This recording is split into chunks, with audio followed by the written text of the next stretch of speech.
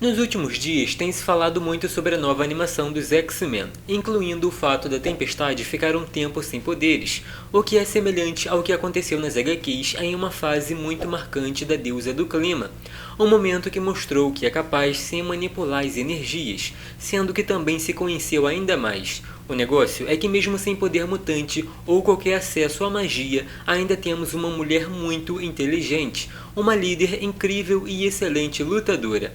Por isso separei uma lista de feitos da Aurora mostrando o que é capaz, mesmo sem usar o seu dom mutante ou divino. Um dos pontos mais interessantes quando falamos dos X-Men com certeza é o trabalho em equipe e como lidam com seus poderes, o que geralmente acontece com perfeição porque essa galera treina muito, e no capítulo 455 dos fabulosos X-Men podemos ver o Wolverine treinando com a Tempestade e focando mais nas espadas, porque mesmo sendo extremamente poderosa, a Aurora tem que estar preparada para se defender de todas as formas, já que seus inimigos muito provavelmente vão pegar pesado. Tanto que o Logan não pegou leve e se deu bem no começo, mas como o treino seguiu, depois a heroína venceu e deu a vez para os amigos continuarem. Uma das lutas mais marcantes que a Tempestade já participou aconteceu no capítulo 170 dos fabulosos X-Men, contra a Callisto, que fazia o anjo de prisioneiro. O detalhe é que a oponente tem sentidos, reflexos e agilidade acima de uma pessoa comum, e mesmo assim a deusa do clima se mostrou à altura para vencer o desafio. Inclusive, na fase Krakoa aconteceu delas lutarem novamente, sendo que nesse momento a Callisto queria morrer e voltar por meio dos protocolos de ressurreição, ou seja, recuperando seu poder mutante que foi perdido no dia M. Um detalhe interessante é que ela foi atrás da Aurora porque sabia que era uma oponente digna para se perder.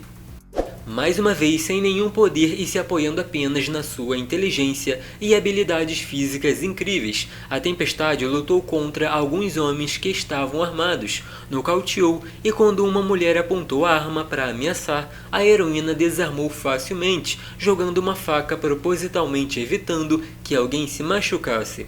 Inclusive, chegaram a reconhecer que a heroína tinha retornado ao Quênia, mas ela disse que naquele momento não era deusa e nem mutante, apenas uma humana pesquisando sobre seu passado e encontrando o seu futuro. O universo de Wakanda é muito presente na vida da Tempestade, até porque estamos falando da mulher que foi rainha e hoje é uma deusa venerada, mas já aconteceu sim do Rei das Sombras colocar o reino contra a Aurora e naquele momento a heroína realizar uma série de feitos para salvar todo mundo. Ela teve que acertar um raio no jato dos X-Men que voava em outro continente. Teve que conter a equipe inteira, derrotar o Ciclope possuído, entrar em contato com a deusa Pantera, bater de frente com as Dora Milaje e o próprio Pantera Negra. O detalhe é que as guerreiras foram para cima de propósito, impedindo da Aurora usar os poderes, e por isso teve que se virar nas artes marciais antes do Gentil chegar para ajudar. Apesar da gente ainda não ter tanto conteúdo sobre o passado da Tempestade de um modo mais detalhado, sabemos algumas coisas bem relevantes para a história. Para ser mais claro, podemos encontrar várias cenas da Aurora saindo e chegando em lugares sem ninguém perceber, pegando oponentes de surpresa e desviando de ataques repentinos. Um desses momentos aconteceu no capítulo 383 dos fabulosos X-Men, quando a deusa começou a refletir que antes de entrar para os X-Men foi uma ladra, o que quer dizer que naquela época aprendeu muito sobre furtividade, tanto que na fase adulta usou essa habilidade para entrar em um prédio e resgatar algumas pessoas, caminhou sutilmente em meio aos inimigos, abriu alguns cadeados e ainda passou pelos tubos de ventilação para chegar onde queria. Ciclope e Tempestade são considerados por muitos os maiores líderes dos mutantes, e por volta do capítulo 201 dos fabulosos X-Men, podemos ver a Aurora sem poderes, desafiando o Scott para um duelo na sala de perigo, com a finalidade de decidir quem ia liderar a equipe principal. Foi uma época bem dramática, porque a Madeline queria uma vida mais simples e ele queria lutar. tanto que aceitou o desafio, mas acabou perdendo. Até dizem que a Mary influenciou essa derrota, sendo que o Ciclope tinha todos os meios e ainda podia usar os poderes. O negócio é que a Tempestade tirou o visor e por isso ele foi obrigado a manter os olhos fechados. Então é uma luta que até hoje divide opiniões. Uma coisa que a Tempestade faz há muito tempo é levar acessórios que podem ajudar dependendo da missão. Tanto que no capítulo 215 dos Fabulosos X-Men, vimos um trio de mutantes que continham o famoso Super Sabre, com sua velocidade muito superior à de uma pessoa comum, que inclusive nas antigas lutou ao lado de heróis muito velozes, chegando ao ponto de participar de competições. Mas voltando para Ororo, esses três sequestraram a heroína pensando que era uma criminosa, e como ficou presa, o jeito foi tirar um pedaço de metal da roupa para se livrar das correntes. Dali para frente, ela teve que lutar contra seus oponentes para mostrar que não era uma vilã. Outra luta muito famosa da Tempestade usando apenas artes marciais e os ossos jogados pela medula aconteceu no capítulo 325 dos Fabulosos X-Men, quando os Morlocks apareciam muito mais nas histórias e ainda comentavam bastante sobre a liderança da Ororo. Alguns desses mutantes se davam bem com os X-Men, porém muitos eram revoltados com todo mundo devido à situação difícil que viviam. Tanto que a Medula recusou o convite para ir para a escola, deixando bem claro o ódio e também o medo que ela tinha de enfrentar a humanidade. Se parar para pensar sobre as pessoas que a Tempestade mais se aproximou para lutar lado a lado, com certeza o Gambit estará entre os primeiros, porque até histórias juntos esses dois tiveram.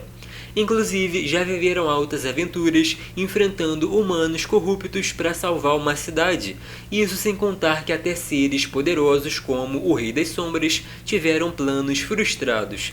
Mas não para por aí, porque na Maldição dos Mutantes, essa dupla enfrentou um monte de vampiros com direito a Ororo lutando muito e usando espadas para acabar com as criaturas. Então quem gosta de uma história com uma vibe meio sobrenatural é uma ótima indicação.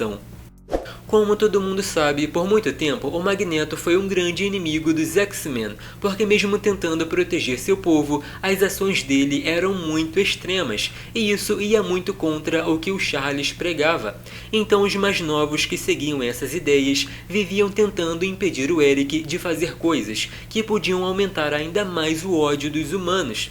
Tanto que no capítulo 113 dos Fabulosos X-Men, os heróis ficaram presos e a Tempestade mostrou que na sua tiara costuma levar algumas ferramentas capazes de abrir portas, cofres e lidar com algumas tecnologias. Isso enquanto pensava sobre seu passado e que realmente aprendeu muita coisa bem nova.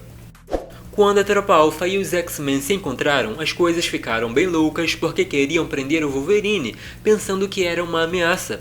Então as equipes entraram numa luta e a Tempestade começou a voar bem alto com a Pássaro da Neve. O negócio é que a oponente tinha muita agilidade e conseguia se manter mesmo com o clima ficando cada vez pior por causa daquele feitiço do Xamã. Ou seja, a Tempestade pensou que seria melhor usar da estratégia e com sua capa derrubar a outra heroína, o que acabou dando tempo para desfazer os efeitos do feitiço que estava se espalhando cada vez mais. São décadas de história com a Tempestade lutando com poderes mutantes, com divinos, sem poderes, enfrentando personagens extremamente habilidosos como Ciclope e Wolverine, liderando mutantes da Terra e de Araco, sendo venerada por vários povos e muito mais. Então é uma personagem muito rica e com muito conteúdo para a gente comentar. Mas e aí, o que acharam desses momentos? Não esqueçam do like e de se inscrever porque é muito importante para o crescimento do canal. Até o próximo!